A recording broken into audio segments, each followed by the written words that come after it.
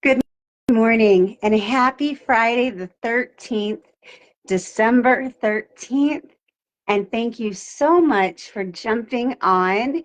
And I'm Elizabeth Manchester Murphy. I am a therapist with Elizabeth Murphy, LLC, and Positive Waves Counseling. I jumped on a little early to say good morning to you. But today, once we go completely live and people start to join, we are going to talk about holiday expectations and events and boundaries and how to manage those. So sit back, relax. I hope everybody can see me okay. Kind of still learning the ropes of going live.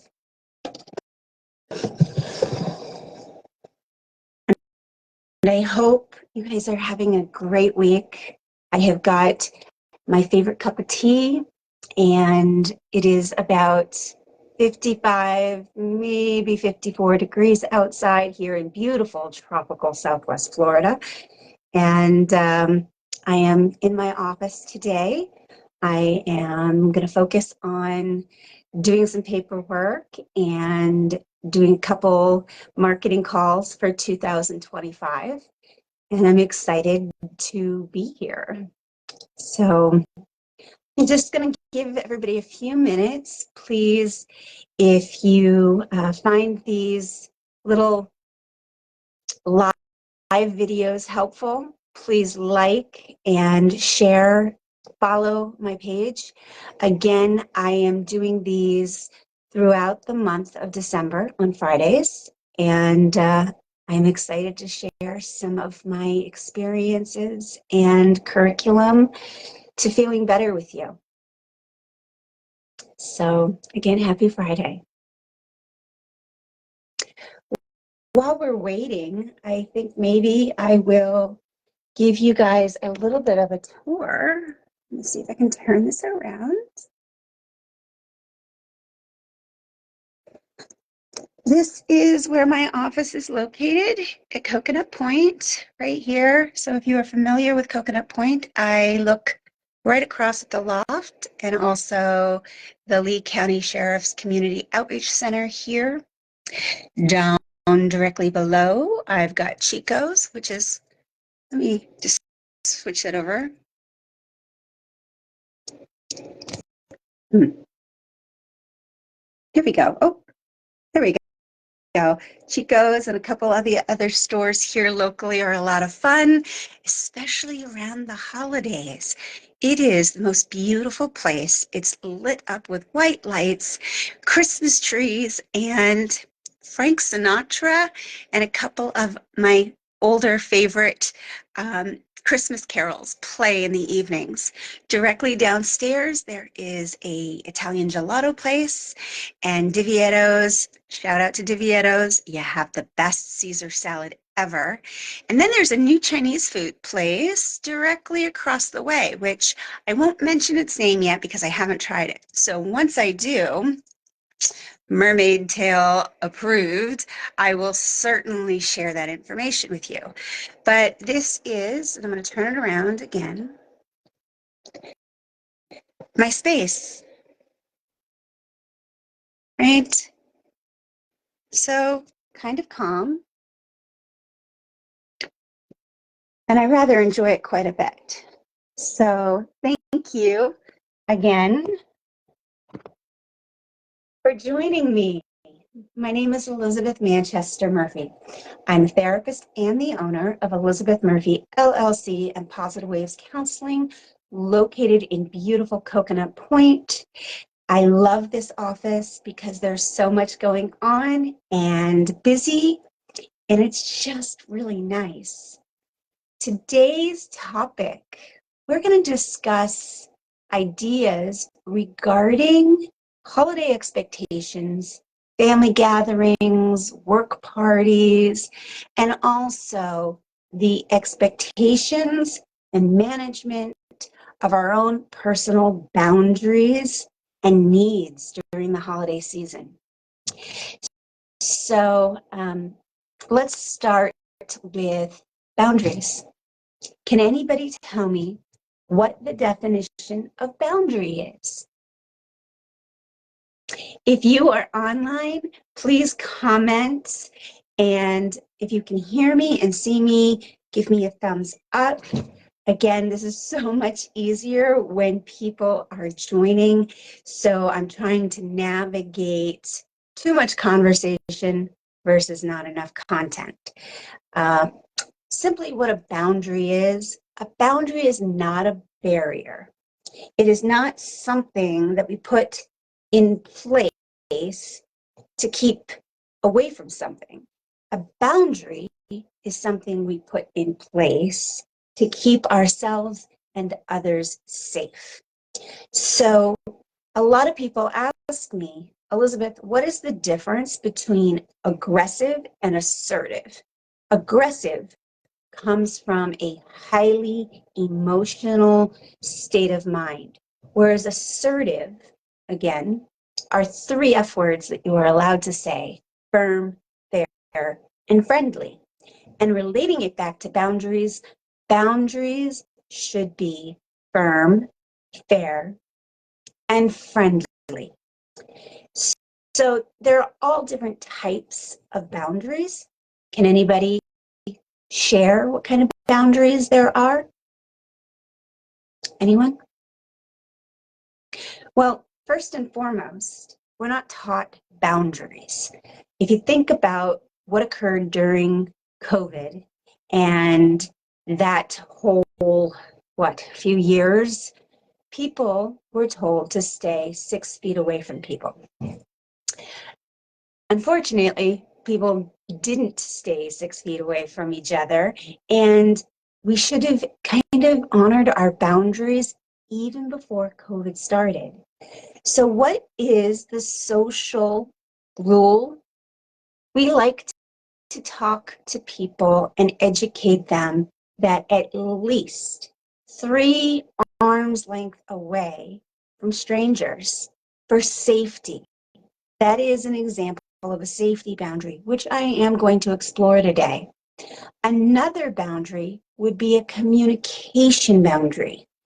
And if you know or have learned skills and strategies for assertive communication, you will know that boundaries, even within communication, are important to keep our relationships safe.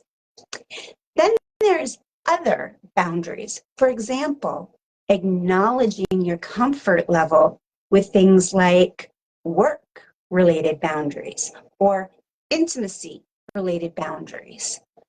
A lot of people fear the word boundary because it might come across as I'm stopping, right, restricting, which is not the case. A boundary, if communicated assertively and followed through, becomes a natural and respected safety mechanism to encourage healthy relationships. So I promised you I would do an activity regarding safety and proximity boundaries. So let me stand up. And again, this is much more exciting when I have a group of people because we can role play. But I want to stand up and I want to show you what it might look like if you were to work with me in session. Okay? So I'm going to move my camera right there. And I am going to stick out my arm, and I'm going to stay, hopefully you can hear me, 3 arms length away from my first level, which is a stranger. Have you ever been to the grocery store and that little old lady in the baking aisle comes up, and reaches in front of you? Or if you are on the bus and that gentleman or lady is literally right up across to you. Or have you ever been on a cruise ship around mealtime? I'll tell you what, the elevators are not a place that I like to visit. People cram and jam and aren't being self-aware of their space. So the rule of thumb is for strangers, at least 3 arms length away. But what about people like coaches or therapists or teachers, mentors, priests? We have another expectation. We know them, we like them, we enjoy them, we interact with them, but there's still a socially acceptable space, safety boundary with these individuals. If I were to take my middle finger and stick it straight out, and you were on the other end, our middle fingers could touch, and that would be appropriate spacing for people like teachers, friends, mentors. It gives us the ability to be closer, to be heard, to be seen, and to feel, I'm going to say that word again, safe. Now, what about family members? Family members need to be at least one arm length away. That surprises a lot of people. The expectation is that our family, our intimate partners, our relationship partners, because we are in that agreed relationship, can touch us, can hug us, can kiss us whenever they want. That is not accurate. It comes with a boundary, and you need to know what your level of comfort is. So again, I get into a much more detailed proximity and safety boundary conversation when I start work with clients so that they know what their comfort levels are and our journey, our therapeutic rapport can grow. But let's go back to that family and intimate partner scenario. If my arm is straight out, that means all of this space is my personal space. To the left, to the right, behind me, that space is my personal boundary. Funny little story. Do you have to kiss grandma? A lot of us grew up in a family system where it was okay to be picked up, kissed, cheek slapped, or even worse, the dreaded grandma hug and kiss. We want to be respectful to grandma, but we also need to honor our own ability to put in a boundary and feel safe. And sometimes, as lovely as grandma is, we don't want to be kissed and we don't want to be touched. I would hope that after considering someone's safety and proximity boundaries, change happens. How does that change happen? By communicating.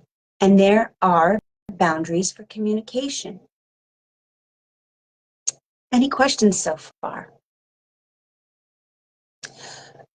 The idea of boundaries is that they keep us safe.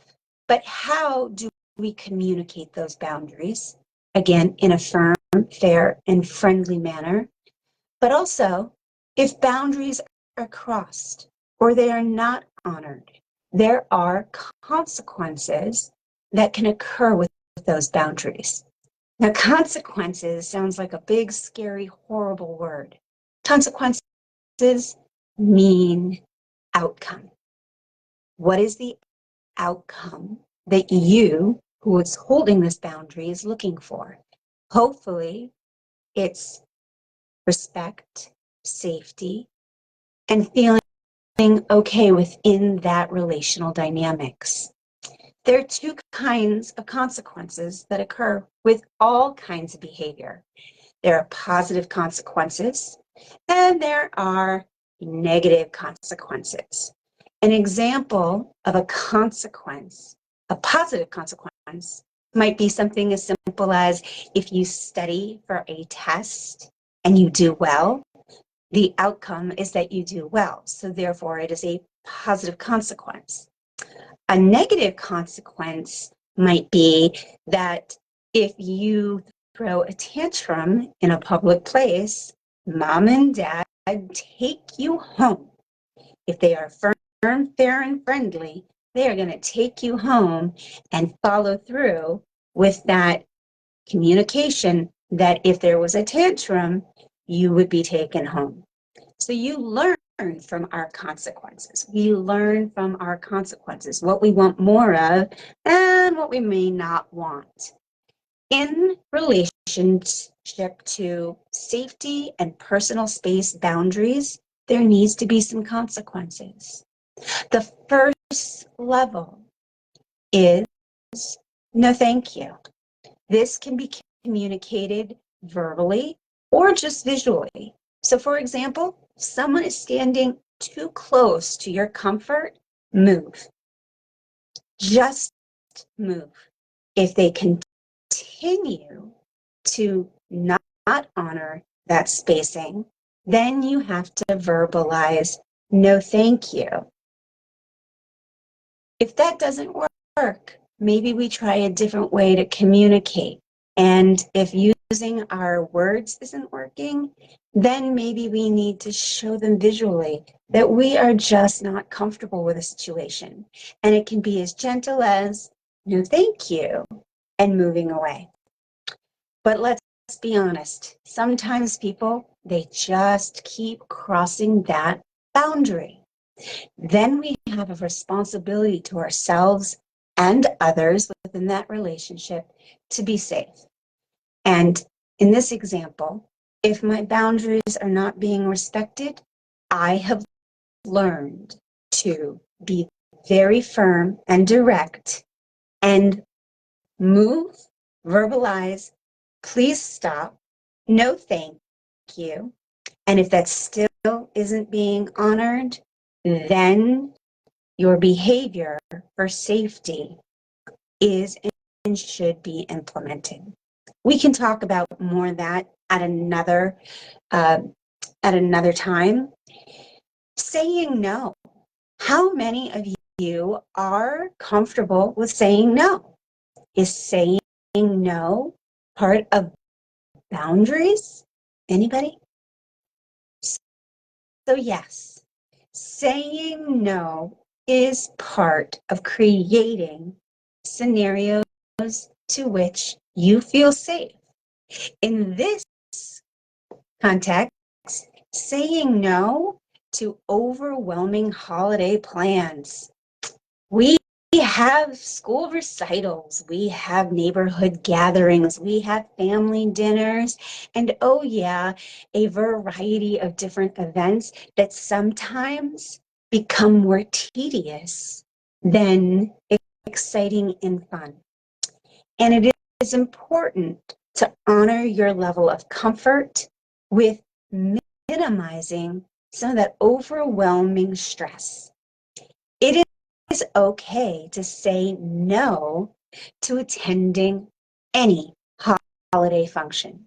A polite no thank you, I am scheduled for something else might work.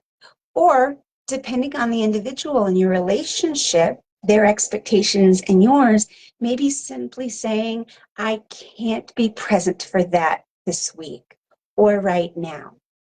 Putting down that boundary to keep yourself sane during the holiday season is important. It allows for you to enjoy your time at these events so much more because you're putting in energy, and effort in allowing yourself to enjoy those things. Taking care of yourself during the holiday season is crucial. Time management, diet and exercise, drinking lots of fluids, and taking care of yourself are ways to stay healthy and happy during the holidays.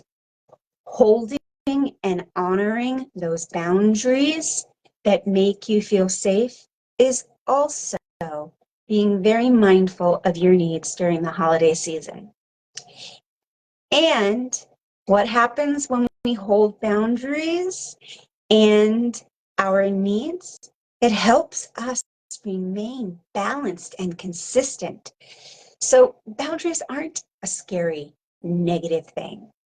If you have questions regarding relationships, family dynamics, safety, proximity, boundaries, please don't hesitate to reach out. I am Elizabeth Manchester Murphy. I am a licensed mental health counselor, and I look forward to meeting you soon and helping you navigate the waves of your mental health journey. For more information or to schedule an appointment with me, you can go to www.elizabethmurphyllc.com or reach me at 239-378-6755. I hope you will join me soon for another Friday holiday anxiety and depression hack. I hope you enjoy yourself at all of the events and festivities that are sometimes overwhelming during this season, but put your best foot forward. Know that you can always limit your time and interactions with people. And I look forward to seeing you in the future. Take care, and I am sending you many positive waves from Elizabeth Murphy, LLC, and Positive Waves Counseling.